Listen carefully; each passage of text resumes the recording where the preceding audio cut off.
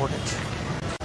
আমার হাতে সামান্য সময় থাকলেও এই বিপন্ন পরিবার, দুঃখী পরিবারের কাছে চলে যাওয়ার চেষ্টা করতাম, কিন্তু ওই সময়টা আমার হাতে ছিল না। যার কারণে আমি আমার সহকর্মীদেরকে অনুরোধ করেছিলাম যে আমরা সবাই যাব, সান্ত্বনা দিব, তাদের দুঃখের অংশীদার হব এবং আমরা আওয়াজ তুলব।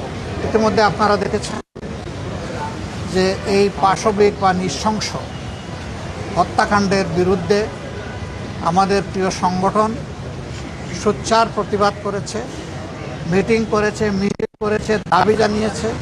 এই পশুর বিচার সম্পন্ন হওয়া নয়, বিচার সম্পন্ন হওয়ার পরে শাস্তি বাস্তবায়নের দাবিতেই আমরা কর্মসূচি করেছি। আমাদের দাবি একেবারেই স্পষ্ট, যারা এইভাবে আত্মস্বীকৃত দর্শনকারী এবং হত্যাকারী, এদের বিচার লম্বা হওয়া মানেই হলো এদেরকে সহযোগিতা করা, মানেই হলো অন্যায়ের পক্ষে নেওয়া, দুষ্কৃতিকারীর পক্ষে নেওয়া। এখানে বিচারটা মাননীয় প্রধানমন্ত্রী তাদের বাসায় গিয়ে আশ্বস্ত করেছেন 15 দিনের মধ্যে বিচার সম্পন্ন করবেন।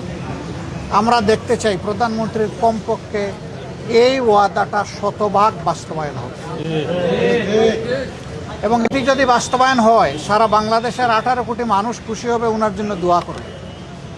আমরা ওনার জন্য দোয়া করতে চাই, দেখতে চাই 15 দিনে এই বিচার সম্পন্ন হবে।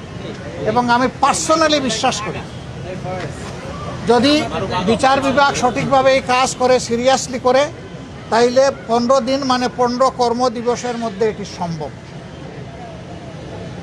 অন্তত বিচারিক আদালতের কার্যক্রম সম্পন্ন করা সম্ভব।